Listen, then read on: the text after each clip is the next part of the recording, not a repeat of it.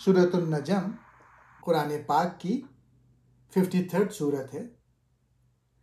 اس سورت میں اللہ تعالیٰ نے رسول اللہ صلی اللہ علیہ وآلہ وسلم کی سچائی، معجزات اور وحی کی حقیقت کو بیان کیا ہے۔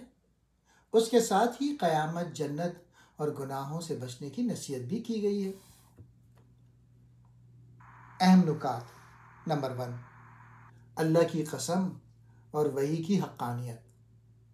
سورت کے آغاز میں اللہ تعالیٰ نے ستارے کی قسم کھائی اور یہ بتایا کہ نبی کریم اپنی مرضی سے کچھ نہیں بولتے، بلکہ جو کچھ بھی آپ صلی اللہ علیہ وآلہ وسلم کہتے ہیں وہ اللہ کی طرف سے وحی کے ذریعے ملتا ہے۔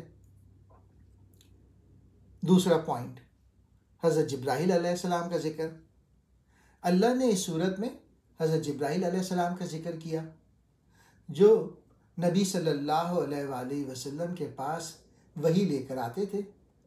نبی نے جبرائیل علیہ السلام کو ان کی اصل شکل میں بھی دیکھا تھا، جو بہت بڑی قدرت کی نشانی ہے۔ تیسرا، معراج کا واقعہ۔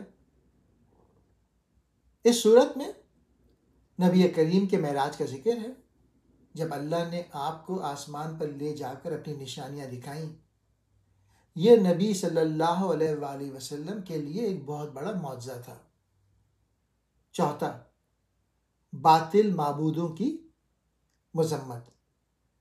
اس صورت میں اللہ نے عرب کے مشرکوں کے بتوں لات، عزا اور منات کا ذکر کیا اور بتایا کہ یہ بت کسی کو کوئی فائدہ یا نقصان نہیں پہنچا سکتے۔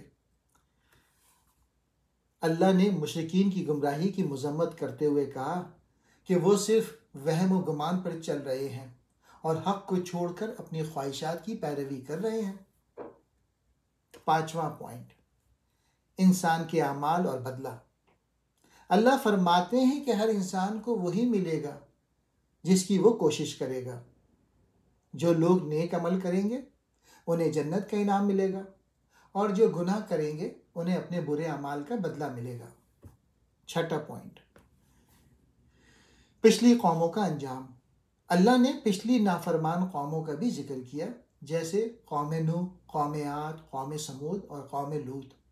یہ سب قومیں اللہ کی نافرمانی کی وجہ سے ہلاک کر دی گئیں۔ یہ واقعات انسانوں کے لیے سبق ہیں کہ وہ اللہ کی نافرمانی سے بچیں۔ ساتواں، تکبر اور گناہوں سے بچنے کی نصیحت۔ اللہ نے اس صورت میں تکبر کرنے والوں کو خبردار کیا کہ آخرت میں انہیں سخت سزا ملے گی۔ اللہ فرماتے ہیں کہ انسان کو چاہیے کہ وہ اپنی خواہشات کو چھوڑ کر اللہ کی عبادت کرے، اسی میں کامیابی ہے۔ آٹھواں پوائنٹ، اللہ کی قدرت اور قیامت کا ذکر۔